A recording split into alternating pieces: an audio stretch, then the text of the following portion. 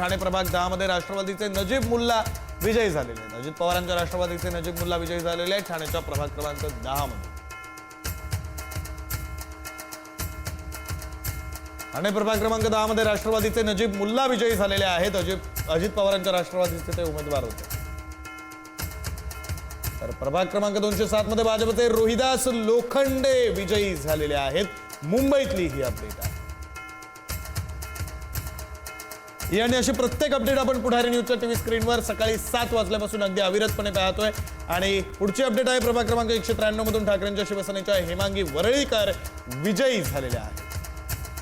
प्रभाग क्रमांक 193 मधून ठाकरेंच्या शिवसेनेच्या हेमांगी वरळीकर विजयी झालेल्या आहेत। केवळ मुंबईच नव्हे, राज्यभरातली प्रत्येक अपडेट, प्रत्येक महापालिकेच्या निवडणुकीच्या निकालाची अपडेट आपण पुढारी न्यूजच्या टीव्ही स्क्रीनवर सातत्याने पाहतोय। अपडेट होणारे, बदलणारे, बदलत जाणारे आकडे आपण सातत्याने पुढारी न्यूजच्या टीव्ही स्क्रीनवर पाहतोय।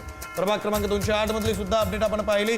प्रभाग क्रमांक 50 मध्ये भाजपचे राजपूत प्रताप सिंह विजयी झालेले आहेत। प्रभाग क्रमांक 124 मध्ये ठाकरेंच्या शिवसेनेच्या सकीना शेख विजयी झाल्या। प्रभाग क्रमांक 187 मध्ये ठाकरेंच्या शिवसेनेचे जोसेफ कोळी विजयी झालेत। तर जळगाव मध्ये 75 पैकी 69 जागांवर महायुतीचे उमेदवार विजयी झालेले आहेत। केवळ 6 जागा महायुतीला जिंकता आलेल्या नाहीये। टक्केवारीविषयी बोलायचं झालं तर 8% जागा केवळ महायुतीला जिंकता आलेल्या नाहीये। मुंबईच्या कुर्ल्यामध्ये प्रभाग क्रमांक 168 मध्ये राष्ट्रवादीच्या सईदा खान या विजयी झालेल्या आहेत। तर ठाकरेंच्या शिवसेनेचे सुधीर खातू यांचा त्यांनी पराभव केला। कुर्ल्याच्या प्रभाग क्रमांक 168 मध्ये राष्ट्रवादीच्या सईदा खान विजयी झाल्या।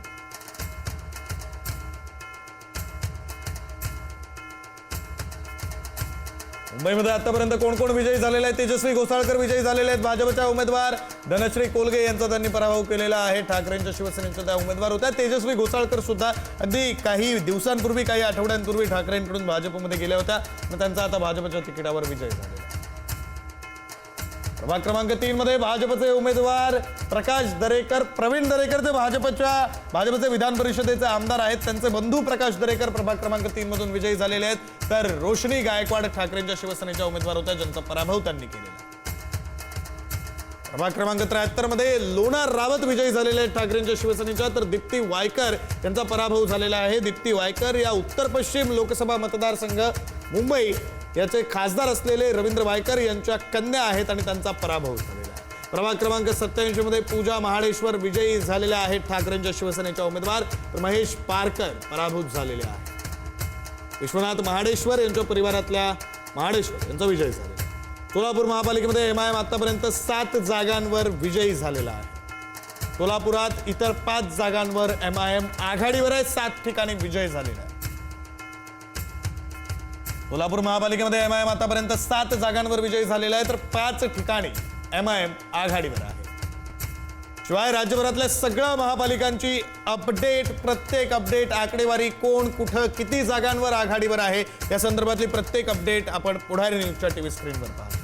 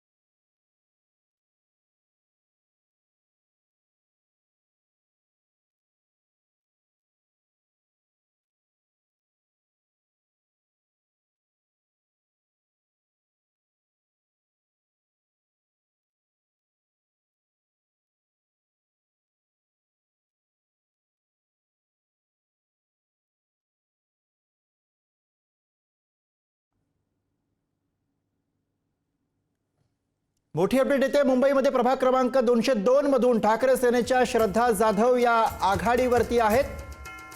पहिल्या फेरी अखेर ठाकरे सेनेच्या श्रद्धा जाधव या आघाडीवरती दिसत आहे।